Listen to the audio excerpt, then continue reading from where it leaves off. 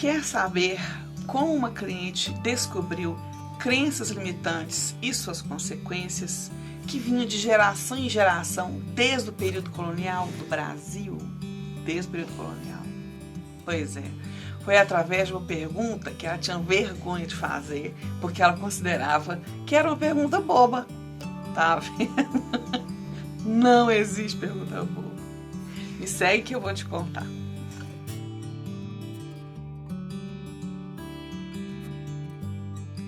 Ela já tinha se consultado comigo algumas vezes, né, para saber da relação dela com a família, com os familiares, mãe, irmãos.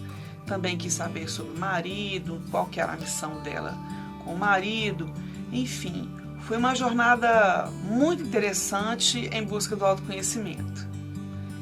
Então, no final daquela sessão, ela me fez uma pergunta, né? Estava muito envergonhada. Liz, eu tô com muita vergonha. Eu sei que é uma pergunta boba, mas eu tenho que fazer. E ela ficou muito constrangida, né? Mas ela acabou fazendo a pergunta, né? E a pergunta era assim: Liz, eu quero saber por que desde os 16 anos de idade eu me sinto velha? Desde os 16, eu achava que eu era uma velha aos 16 anos de idade. Vê se pode. Sempre achei que eu era velha e sempre me senti muito velha depois, a partir dos 16 anos de idade. Então, fui perguntar para o guardião dos registros, né? Então, ele começou a me mostrar uma cena, uma imagem que vinha desde o Brasil colonial, desde a época do Brasil colônia, né? E a imagem era a seguinte, e era baseada no fato de que uma mulher com 16 anos de idade, que ainda não tinha se casado, era velha para casar. Quem não se casou até os 16 anos de idade, já era velha para o casamento. Senhor. Então, essa crença foi passada de geração em geração para as mulheres da família. Mas não acaba aqui. Ela me fez uma outra pergunta. Ela me disse que ela tinha muita vergonha de ser alta, que ela achava que ela era alta demais, que ela tinha muita vergonha da altura dela. Ela falava: Liz, minha altura me incomoda demais. Então, o que eu fiz, né? Passei a pergunta para o guardião dos registros sarcásticos. E a resposta dele foi a seguinte, que essa era uma crença que vinha dos seus ancestrais da época do período colonial também.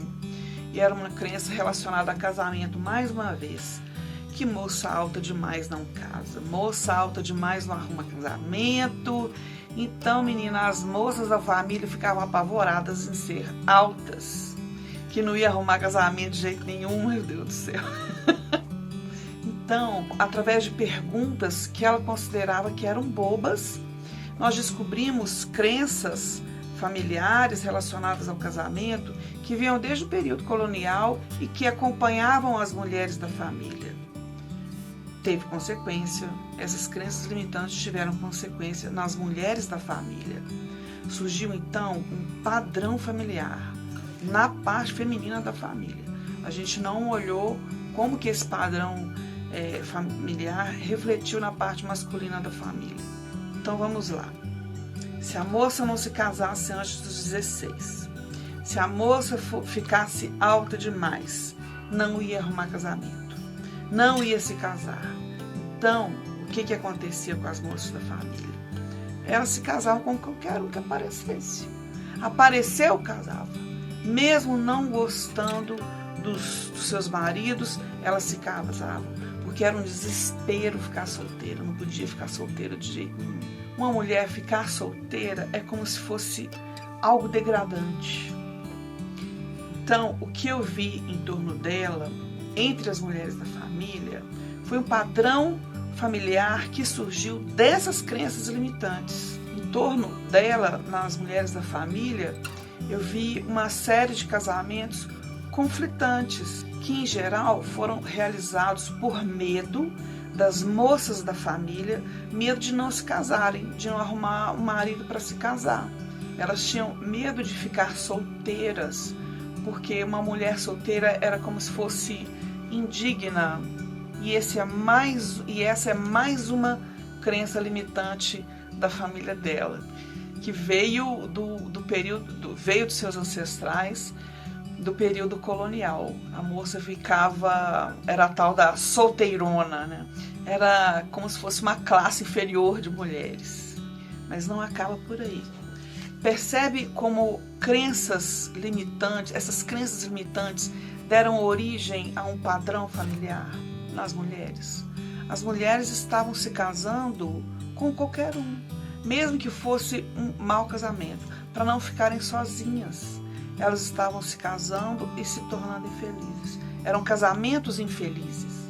E nas nossas consultas, ela me passava sempre o nome de solteira.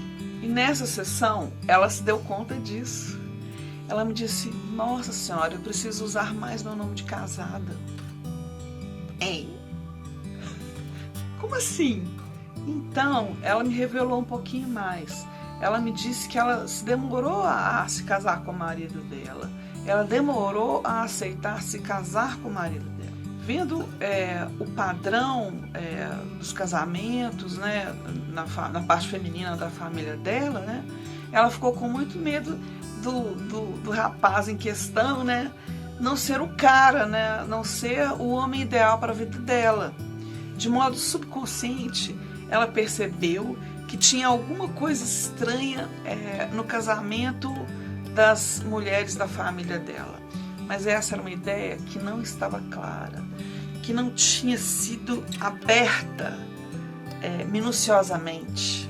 Em outras sessões, nós vimos a conexão dela com o marido dela. Era uma conexão de vidas passadas, né? Numa vida anterior, ela era uma moça muito abastada e ele era um rapaz muito pobre, mas apesar deles se gostarem muito, né, ela o rejeitou. Então, eles voltaram juntos nessa vida, né? E eu me lembro de uma vez falar com ela assim: ó, menina, o negócio dele é você. O negócio dele nessa vida é você mesmo. Então, ela demorou a se casar, né? Porque ela ficou com muito medo de estar seguindo o padrão familiar das mulheres da família dela. Ela não queria se casar mal, ela não queria se casar por desespero. Então, eu termino aqui a parte do relato dela e vou falar uma parte só da conclusão da sessão. Através de duas perguntas que ela considerava boba, nós descobrimos crenças limitantes que estavam arraigadas na energia da família dela, na energia das mulheres da família dela. E essas crenças limitantes originaram um padrão familiar. Olha a profundidade disso. Como que as crenças limitantes podem ditar comportamentos familiares de geração em geração? Crenças limitantes podem ditar as nossas vidas. Isso não veio na primeira sessão, isso não veio na segunda sessão. Veio porque ela conseguiu se abrir e quis saber sobre algo que a incomodava há muito tempo. Certinho? Se você gostou desse vídeo, curta. Se você acha relevante, compartilhe.